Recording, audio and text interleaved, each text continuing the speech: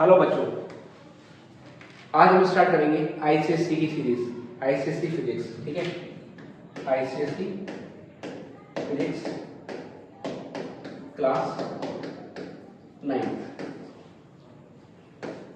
ठीक है, और यहाँ हम सीखेंगे क्लास 9 के कंसेप्ट, न्यूमेरिकल एंड थ्योरी। ठीक है, तो आज हमारा पहला लेक्चर है और आप सब्सक्राइब करें चैनल को, लाइक करें, जिससे कि मुझे हिम्मत मिले आगे बढ़ने की और मैं आपके लिए इसी प्रकार की वीडियो लेके आऊँ। ठीक है, तो आज का हमारा टॉपिक है वो हम चैप्टर 2 से स्टार्ट कर रहे हैं, जिसका नाम है मोशन। क्या नाम है? मोशन। मोशन का मीन्स होता है कि जब कोई ऑब्जेक्ट अपनी पोजीशन को चेंज करता है with respect to time and reference point. So what is motion? When object change its position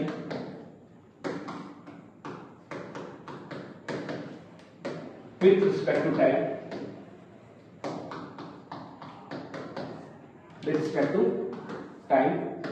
and reference point, then it is known as motion. There are 3 types of motion. First is motion in straight line, second is motion in circular path, it means circular motion, and third is rotational motion. When the object moves in a straight path, the motion of the object is known as straight line motion, and when object move in a circular path, then it is known as circular motion.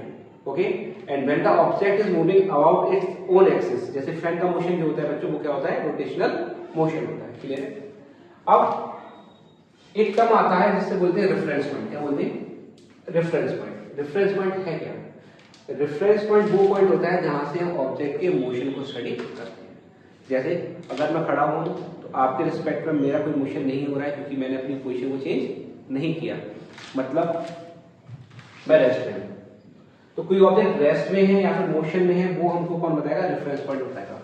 For an example, जैसे हम अपने यहाँ पर बैठे हुए हैं तो हमारे आसपास का ऑब्जेक्ट वही रखा हुआ है, इसका मतलब मोशन नहीं कर रहा हूं। हम मोशन में कब होती है? तो या तो हमारे आसपास की चीजें चेंज हो रही होती है या फिर उनके रिस्पेक्ट में हम लोग मोशन में होते हैं, यानी कि हम लोग अपनी पोजीशन को क्या करते हैं? चेंज करते हैं। जैसे आप लोग बैठे हुए हो तो इसका मतलब ये नहीं कि आप मोशन में नहीं हो, क्योंकि अर्थ रोटेट हो रही है। अगर अर्थ रोटेट हो रही है इसका मतलब ये है कि आप भी क्या कर रहे हैं? मोशन में हो। लेकिन जब ऑब्जर्वर कहां से देखेगा? उसको स्पेस से देखेगा। तो हम मोशन में है या नहीं, वो डिपेंड करता है किसके ऊपर? ऑब्जर्वर के ऊपर। और उस पॉइंट को बोलते हैं रेफरेंस पॉइंट। क्या बोलते हैं? Reference point. तो motion means when the object changes position with respect to time and reference point, then the object is known as in motion. Okay, जैसे मैंने आपको बताया कि मोशन की 3 टाइप होती है। पहला होता है straight line motion, straight line motion. Second होता है सर्कुलर मोशन, और थर्ड होता है रोटेशनल। क्लियर है? There are 3 types of motion, straight line motion, circular motion और रोटेशनल मोशन। आप देखिए यहाँ पर, अगर मैं आपको बोलूं कि हम हम स्ट्रेट लाइन पर मोशन कर रहे हैं, इसका मतलब ऑब्जेक्ट के पास क्या क्या होगा? ऑब्जेक्ट के पास कोई डिस्टेंस होगी, ऑब्जेक्ट के पास क्या होगा? डिस्टेंस। बच्चों, डिस्टेंस का मतलब होता है एक्चुअल लेंथ। क्या होता है? Actual length covered by the object. Object जितना डिस्टेंस कवर करता है, जितना लेंथ कवर करता है, उसे उसकी क्या बोलते हैं? जो डिस्टेंस। डिस्टेंस एक स्केलर क्वांटिटी है। कैसी क्वांटिटी है? स्केलर क्वांटिटी है। क्यों है? क्योंकि ये डायरेक्शन पर डिपेंड नहीं करती। It is a scalar quantity. Distance is a scalar quantity because it does not depend on the direction. In physics, there are 2 types of quantity. First is scalar quantity, second is vector quantity. The quantity which depend on the direction is known as vector quantity. हम distance में कभी भी direction की बात नहीं करते। अगर object एक पॉइंट से स्टार्ट हुआ है, वो कहीं भी मूव कर रहा है, तो हमें केवल उसकी एक्चुअल लेंथ को फाइंड आउट करना होता है। इसके लिए डिस्टेंस के लिए डिस्टेंस की ऐसे यूनिट होती है मीटर। क्या होती है? मीटर। ठीक है, डिस्टेंस इज स्केलर क्वांटिटी है। कैसी क्वांटिटी है? स्केलर। तो बेटा ये आपकी हमेशा क्या होगी, पॉजिटिव होगी। कैसी होगी, positive. Distance is always positive. अगर मैं यही बात करूं डिस्प्लेसमेंट की, तो डिस्प्लेसमेंट का मतलब होता है शॉर्टेस्ट लेंथ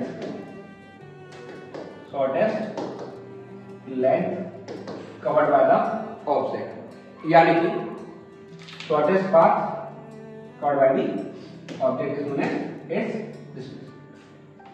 डिस्प्लेसमेंट को फाइंड करने के लिए फॉर्मूला होता है क्या,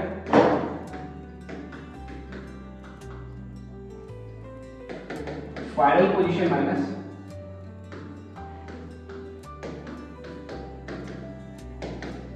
इनिशियल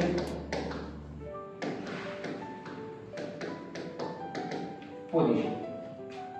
सपोज करो कि ऑब्जेक्ट है, पॉइंट ए से स्टार्ट हुआ, कहां जा रहा है, पॉइंट बी पर, और पॉइंट बी से वापस कहां जा रहा है, point C.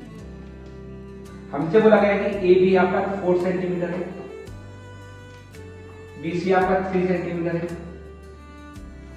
Find the distance and displacement, find distance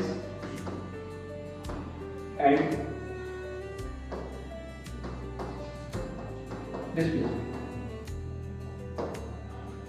तो displacement means shortest path, it means the object A से स्टार्ट हुआ बच्चों और पहुंचा कहां पर, बी सी पर।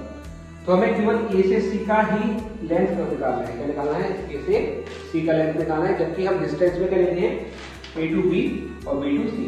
तो अगर वो डिस्टेंस निकालना हो ऑब्जेक्ट की, तो मैं क्या करूंगा, 4 सेंटीमीटर को और 3 सेंटीमीटर को ऐड कर दूंगा, तो मेरा डिस्टेंस जो आएगा वो कितना आएगा, 7 सेंटीमीटर आएगा। क्या आएगा, 7 सेंटीमीटर आएगा। जब तक मैं बात करूंगा इसकी डिस्प्लेसमेंट की, इसकी बात करूंगा डिस्प्लेसमेंट की, तो डिस्प्लेसमेंट क्या होता है बच्चों, इनिशियल और फाइनल पोजीशन के बीच का शॉर्टेस्ट पाथ। तो ऑब्जेक्ट इनिशियली लेवल पे कहां था, ए पर था, अब कहां पर आ गया, सी पर आ गया। तो हमें क्या निकालना है, डिस्प्लेसमेंट निकालना है। क्या निकालना है, डिस्प्लेसमेंट। तो हम क्या करेंगे, देखो आपके पास एक ट्रायंगल दिया हुआ है, ठीक है, पाइथागोरस लगाइए और फाइंड करेंगे AC square equal to AB square plus BC। AC square equal to AB 4 का square plus 3 square, then AC square equal to 16 plus 9 which is equal to 25, और आपका डिस्प्लेसमेंट आया बच्चों 5 सेंटीमीटर। कितना आया, 5 सेंटीमीटर। तो आपने देखा कि डिस्प्लेसमेंट हमेशा डिस्टेंस से क्या होता है, छोटा होता है। तो इसमें एक पॉइंट लिखिए कि distance is always greater than और इक्वल टू डिस्प्लेसमेंट। क्लियर है, डिस्टेंस हमेशा ग्रेटर होती है डिस्प्लेसमेंट के, और उसके क्या होती है, तो बराबर होती है। ठीक है, सिंस डिस्प्लेसमेंट हमारा किस पर डिपेंड कर रहा है, डिस्प्लेसमेंट हमारा डिपेंड कर रहा है किसके ऊपर बच्चों, किस पर डिपेंड कर रहा है, फाइनल पोजीशन और इनिशियल पोजीशन के ऊपर, इसलिए ये पर्टिकुलर डायरेक्शन में होगा। और कोई क्वांटिटी एक पर्टिकुलर डायरेक्शन में होती है उसे बोलते हैं क्या, वेक्टर। इसलिए डिस्प्लेसमेंट आपकी कैसी क्वांटिटी है, डिस्प्लेसमेंट आपकी एक वेक्टर क्वांटिटी, कैसी क्वांटिटी है, वेक्टर क्वांटिटी। क्लियर, डिस्प्लेसमेंट की यूनिट क्या होती है बच्चों, मीटर होती है। क्या होती है, मीटर होती है। सिंस ये वेक्टर क्वांटिटी है, तो it can be negative, positive, और बच्चों इट विल बी, इसलिए डिस्प्लेसमेंट आपका क्या होगा, नेगेटिव हो सकता है, पॉजिटिव हो सकता है, कर सकते हैं बच्चों, जीरो हो सकता है। क्लियर है, चलिए आगे देखिए, एक क्वेश्चन देखिए,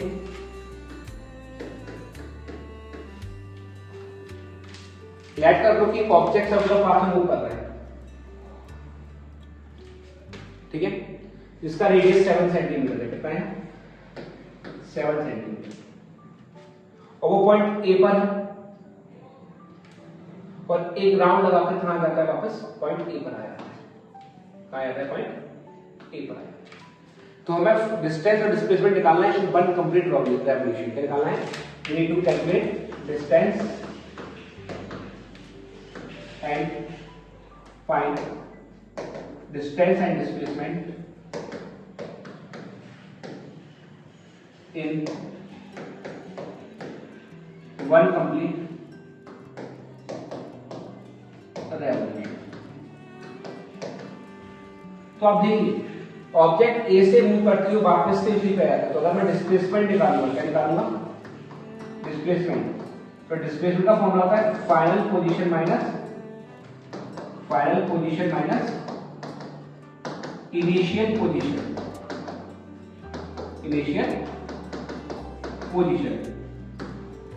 पहले ऑब्जेक्ट ए पर था और घूम के वापस कहां पर आ गया? ए पर, तो वही फाइनल पोजीशन है, वही क्या है तुम्हारी? इनिशियल पोजीशन है। तो ए माइनस आंसर कितना है आपका? 0। तो डिस्प्लेसमेंट बिकम्स 0। डिस्प्लेसमेंट आपका कितना हो गया बच्चों? 0 हो गया। लेकिन अगर मैं डिस्टेंस की बात करूं, डिस्टेंस क्या होता है बेटा? Actual length covered by the object. और ऑब्जेक्ट ए से मूव करती हुई देखिए सर्कल की सरकमफेरेंस पे मूव करती हुई वापस से कहां पर आ गया? ए पर आ गया। इसका मतलब उसने पूरा एक सर्कल का सरकमफेरेंस कवर किया है। डिस्टेंस क्या होगा? सरकमफेरेंस ऑफ सर्कल जो होता है 2 पाई आर। कितना होता है? 2 पाई आर। 2 into 22.7 और रेडियस कितना बच्चों इसका? 7 है। It is 44 centimetre. और डिस्प्लेसमेंट कितना है? 0। तो मैंने आपको बताया था कि डिस्टेंस हमेशा पॉजिटिव होती है, ये 0 नहीं हो सकती, लेकिन डिस्प्लेसमेंट आपकी क्या हो सकती है? 0 हो सकती है। तो इस एग्जांपल से मुझे समझ में आया कि डिस्टेंस हमेशा हमारी पॉजिटिव होती है और डिस्प्लेसमेंट हमारी क्या हो सकती है? 0 हो सकती है। ठीक है, तो आज की क्लास में, आज के लेक्चर में इतना ही। अगर वीडियो अच्छी लगी हो तो सब्सक्राइब करें, लाइक करें और कमेंट में लिखें आपको वीडियो कैसी लगी और बताएं मुझे कि इसका नेक्स्ट पार्ट आना चाहिए या नहीं आना चाहिए। धन्यवाद।